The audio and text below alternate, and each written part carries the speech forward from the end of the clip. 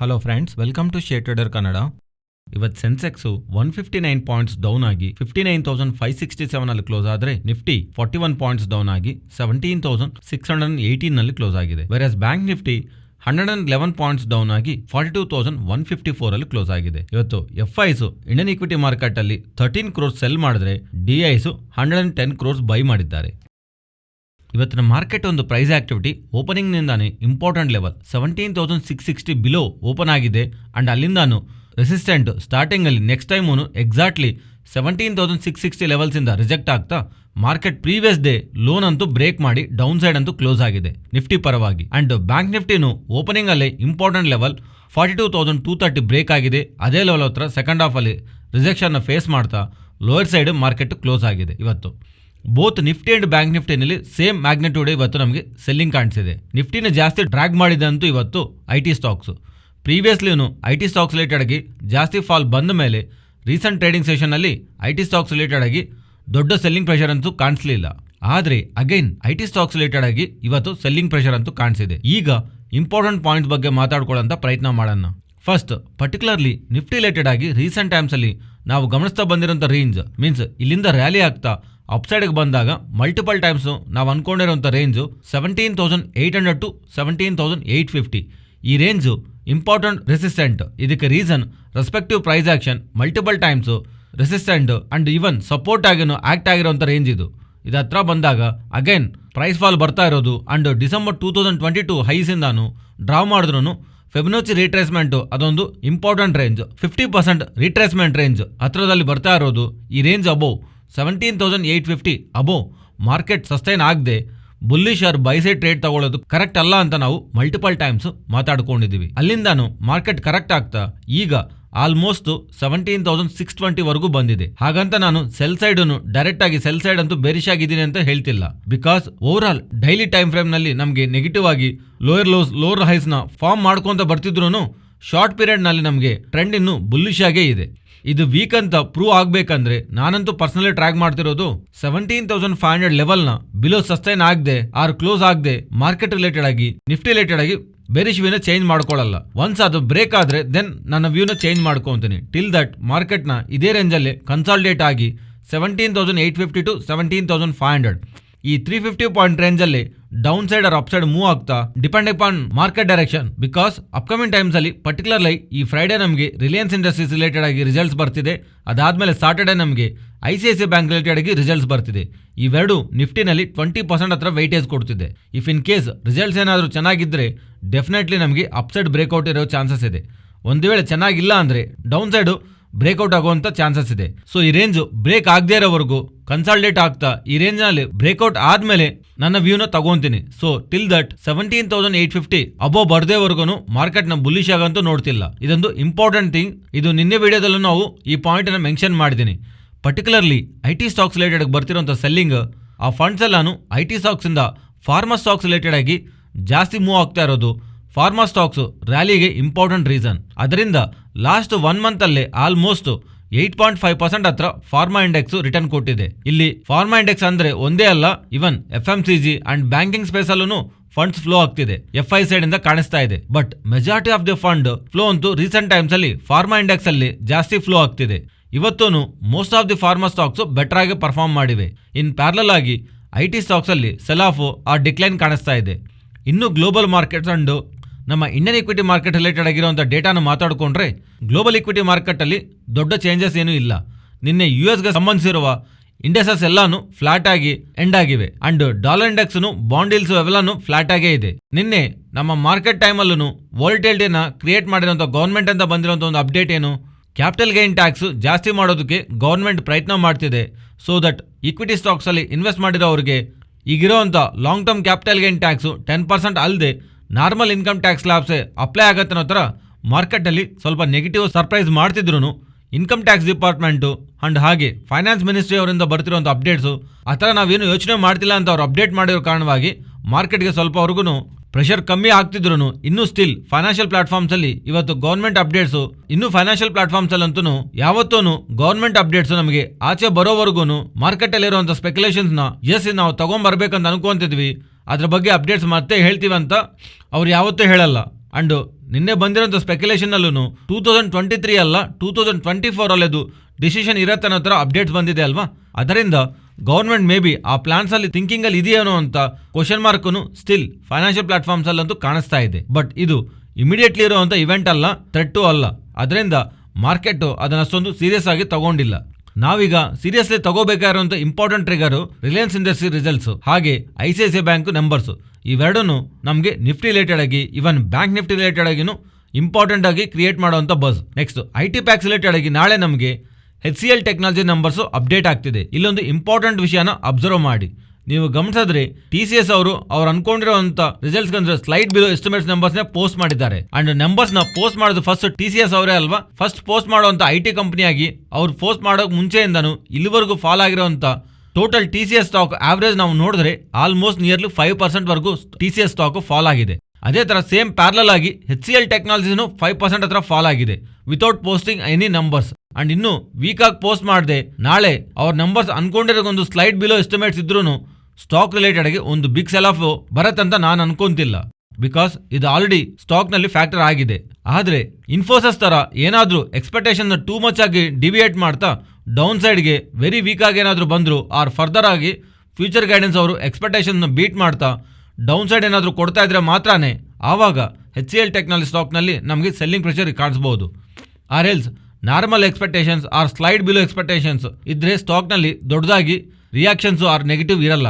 ಒಂದು ವೇಳೆ ಎಕ್ಸ್ಪೆಕ್ಟೇಷನ್ಸ್ನವರು ಏನಾದ್ರೂ ಬೀಟ್ ಮಾಡ್ತಾ ಅಪ್ಸೈಡ್ ರಿಸಲ್ಟ್ಸ್ ಏನಾದರೂ ಪೋಸ್ಟ್ ಮಾಡ್ತಾ ಇದ್ರೆ ನಮಗೆ ಒಳ್ಳೆ ಗುಡ್ ಮೂವ್ ಕಾಣಿಸುತ್ತೆ. HCL ಟೆಕ್ನಾಲಜಿ ರಿಲೇಟೆಡ್ ಆಗಿ ಮಾರ್ಕೆಟ್ ರಿಲೇಟೆಡ್ ಆಗಿ ನನ್ನ ವ್ಯೂನ ಸ್ಟಾರ್ಟಿಂಗ್ ನಲ್ಲೇ ನಿಮಗೆ ಮೆನ್ಷನ್ ಮಾಡಿದ್ದೀನಿ.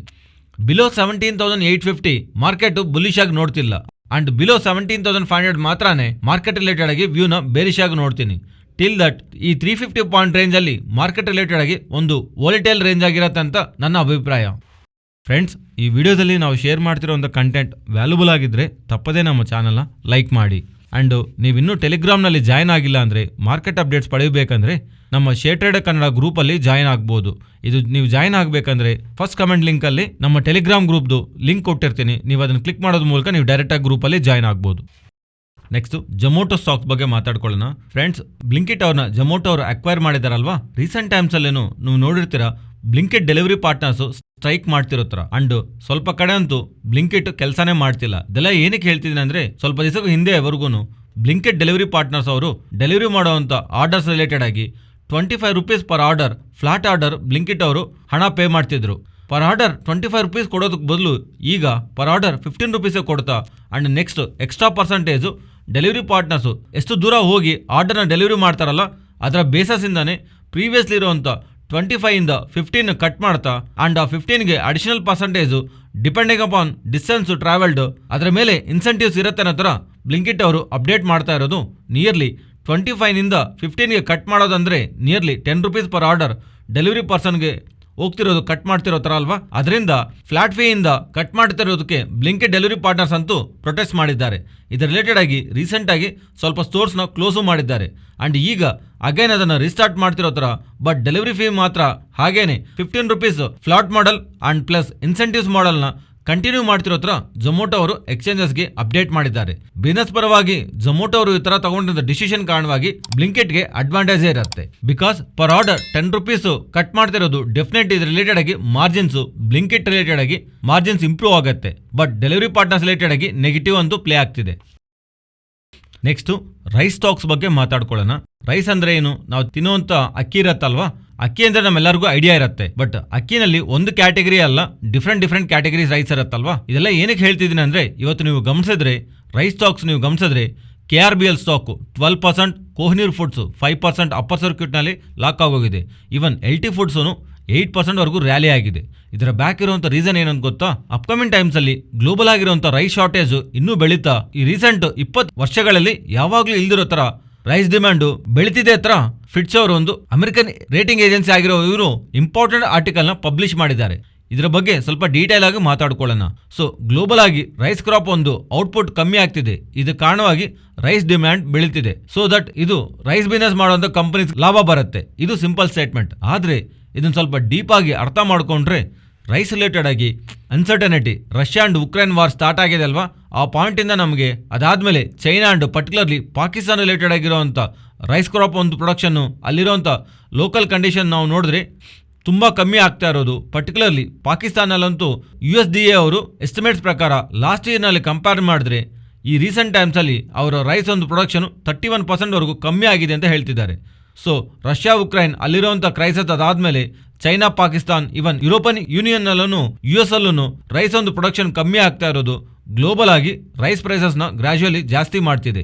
ಇನ್ನು ನಮ್ಮ ಇಂಡಿಯಾ ವಿಷಯಕ್ಕೆ ಬಂದರೆ ಮಾತ್ರ ಇಂಡಿಯಾ ಒಂದು ಎಕ್ಸ್ಪೋರ್ಟ್ಸು ಲಾಸ್ಟ್ ಇಯರ್ ಕಂಪೇರ್ ಮಾಡಿದ್ರೆ ರೀಸೆಂಟ್ ಟೈಮ್ಸಲ್ಲಿ 16% ಜಾಸ್ತಿ ಬೆಳೆದಿದೆ. ಆಲ್ಮೋಸ್ಟ್ $11 ಬಿಲಿಯನ್ ಹತ್ರ ರೈಸ್ ಎಕ್ಸ್ಪೋರ್ಟ್ಸ್ನ ಇಂಡಿಯಾ ಮಾಡಿದ್ದೆ. ಅಂಡ್ ನಮ್ಮ ಇಂಡಿಯಾ ಒಂದು ರೋಲು ಪರ್ಟಿಕ್ಯುಲರ್ಲಿ ಬಾಸ್ಮತಿ ರೈಸ್ ಒಂದು ರಿಲೇಟೆಡ್ ಆಗಿ ತುಂಬ ಇಂಪಾರ್ಟೆಂಟ್. ಬಿಕಾಸ್ ಎಂಟೈರ್ ಗ್ಲೋಬಲ್ ಆಗಿ ಕನ್ಸ್ಯೂಮ್ ಆಗುವಂಥ ಬಾಸ್ಮತಿ ರೈಸ್ನಲ್ಲಿ nearly 80% of the basmati rice ಇಂಡಿಯಾಯಿಂದನೇ ಎಕ್ಸ್ಪೋರ್ಟ್ ಮಾಡ್ತಾರೆ.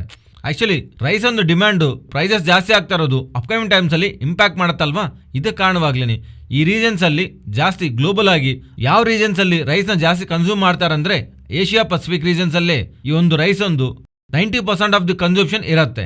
ಓವರಾಲ್ ಆಗಿ ನಾವು ಜ್ಞಾಪಕ ಇಟ್ಕೋಬೇಕಾಗಿರೋದು ಗ್ಲೋಬಲ್ ಆಗಿ ಸ್ವಲ್ಪ ರೀಜನ್ಸಲ್ಲಿ ಪ್ರೀವಿಯಸ್ಲಿ ಇರುವಂಥ ರೈಸ್ ಪ್ರೊಡಕ್ಷನ್ ಕಟ್ ಆಗಿದೆ. ಈ ಸಲ ರೈಸ್ ಪ್ರೊಡಕ್ಷನ್ ಕಮ್ಮಿ ಆಗ್ತಾ ಇರೋದು China and Pakistan, European and US ನಲ್ಲಿರುವಂಥ productions particularly Ukraine and Russia ಒಂದು ವಾರಿಂದ ಯುಕ್ರೇನ್ ರೀಜನ್ಸಲ್ಲೂ ರೈಸ್ ಪ್ರೊಡಕ್ಷನ್ ಕಮ್ಮಿ ಆಗ್ತಾ ಇರೋದು. ಈ ರೀಜನ್ಸಲ್ಲಿ ರೈಸ್ ಪ್ರೊಡಕ್ಷನ್ ಕಮ್ಮಿ ಆಗಿರೋ ಕಾರಣವಾಗಿ ಅಪ್ಕಮಿಂಗ್ ಟೈಮ್ಸಲ್ಲಿ ರೈಸ್ ಒಂದು ಡಿಮ್ಯಾಂಡ್ ಬೆಳೀತಾ ಲಾಸ್ಟ್ 20 ಇಯರ್ಸಲ್ಲಿ ಯಾವಾಗಲೂ ಇಲ್ಲದಿರೋ ಥರ ರೈಸ್ ಒಂದು ಶಾರ್ಟೇಜ್ ಬರ್ತಾ ಇದೆ ಅಂತ ಫಿಟ್ಸ್ ಅವರು, ಅಮೆರಿಕನ್ ಕ್ರೆಡಿಟ್ ಏಜೆನ್ಸಿ ಅವರು ಮಾಡ್ತಿರುವಂಥ ಎಸ್ಟಿಮೇಟ್. ಇದೇ ರೀಸನ್ ಇವತ್ತು ಈ ಸ್ಟಾಕ್ಸ್ ಎಲ್ಲಾನು ಬೆಳೀತಾ ಇರೋದಕ್ಕೆ ಬ್ಯಾಕ್ ಇರುವಂಥ ಇಂಪಾರ್ಟೆಂಟ್ ರೀಸನ್. ನೆಕ್ಸ್ಟು ಫಿರ್ಮಲ್ ಫಾರ್ಮಾ ಬಗ್ಗೆ ಮಾತಾಡ್ಕೊಳ್ಳೋಣ. ರೀಸೆಂಟ್ ಟೈಮ್ಸಲ್ಲಿ ಫಾರ್ಮಾ ಸ್ಟಾಕ್ಸಲ್ಲಿ ಟ್ರ್ಯಾಕ್ಷನ್ ಇದೆ ಅಲ್ವಾ, ಅದರ ಜೊತೆಗೆ ಫಿರ್ಮಲ್ ಫಾರ್ಮಾ ರಿಲೇಟೆಡ್ ಆಗಿ ಇನ್ನೊಂದು ಪಾಸಿಟಿವ್ ಅಪ್ಡೇಟೂ ಇದೆ. US FDA ಅವರು ಇವರ ಮ್ಯಾನುಫ್ಯಾಕ್ಚರಿಂಗ್ ಫೆಸಿಲಿಟಿ ಆಗಿರುವಂಥ ಸೆಲ್ಲರ್ಸ್ ವೇಲ್ ರಿಲೇಟೆಡ್ ಆಗಿ ಪಾಸಿಟಿವ್ ಸ್ಟೇಟ್ಮೆಂಟ್ ಮಾಡ್ತಾ ಇರೋದು ಇದೊಂದೇ ಅಂತ ಅಲ್ಲ. ನವಂಬರ್ 2022 ಇಂದ ನೀವು ಗಮನಿಸ್ತಾ ಇದ್ರೆ ಇವರು ರಿಲೇಟೆಡ್ ಆಗಿ 4 ಫೆಸಿಲಿಟೀಸ್, ಮ್ಯಾನುಫ್ಯಾಕ್ಚರ್ ಫೆಸಿಲಿಟಿ ರಿಲೇಟೆಡ್ ಆಗಿ US FDA ಅವರು ಇನ್ಸ್ಪೆಕ್ಷನ್ ಮಾಡಿದ್ದಾರೆ. ಅಲ್ಲಿ ಏನೂ ಇಲ್ಲ, ಕ್ಲಿಯರ್ ಆಗಿದೆ ಅಂತ ಎಸ್ಟಾಬ್ಲಿಷ್ಮೆಂಟ್ ಇನ್ಸ್ಪೆಕ್ಷನ್ ರಿಪೋರ್ಟ್ನು ಕೊಟ್ಟಿದ್ದಾರೆ. ಫಸ್ಟು ಡಿಬ್ಗೆನಲ್ಲಿ, ನೆಕ್ಸ್ಟು ರಿವರ್ ವ್ಯೂ, ನೆಕ್ಸ್ಟು ಲೆಕ್ಸಿಂಗ್ಟನ್ನಲ್ಲಿನು, ಈಗ ಸೆಲ್ಲರ್ಸ್ ವೆಲ್ಲೇನಲ್ಲಿ ಟೋಟಲಿ 4 ಮ್ಯಾನುಫ್ಯಾಕ್ಚರಿಂಗ್ ಫೆಸಿಲಿಟಿನಲ್ಲೂ ಎಲ್ಲೂ ಇಶ್ಯೂ ಇಲ್ಲ ಅಂತ US FDA ಅವರು ಹೇಳ್ತಾ ಇರೋದು ಸ್ಟಾಕ್ ರ್ಯಾಲಿ ಬ್ಯಾಕ್ ಇರುವಂಥ reason. Next Nifty and bank Nifty support and resistant. Nifty ನೀವು ಗಮನಿಸಿದರೆ ಇವತ್ತು 17,575 ಹತ್ರನೇ ಸಪೋರ್ಟ್ ತಗೊಂಡಿದೆ ಅಲ್ವಾ. ಪ್ರೀವಿಯಸ್ಲೇನು 17th ಏಪ್ರಿಲ್ ದೆನ್ 6th ಏಪ್ರಿಲೂ ಅಲ್ಲೇ ನಮಗೆ ಮಲ್ಟಿಪಲ್ ಟೈಮ್ಸು ಸಪೋರ್ಟ್ ತಗೊಂಡಿದೆ.